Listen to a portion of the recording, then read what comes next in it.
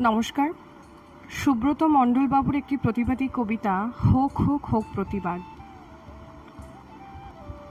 এবার হাতে মোমবাতি নয়, শক্ত করে ত্রিশূল ধরো। মুখোশধারী অসুর যত, তাদের এবার নিধন করো।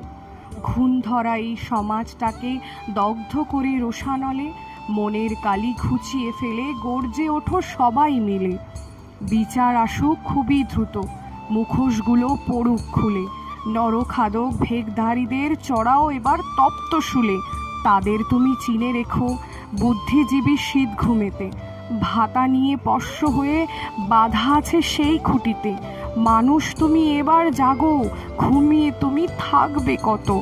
সেদিন যেন না আসে আর ওই মেয়ে মা বাবার মতো। শিকল বাধা আর থেকো না, খুলে ফেলো জোর আঘাতে। বিচার হবে, বিচার হবেই।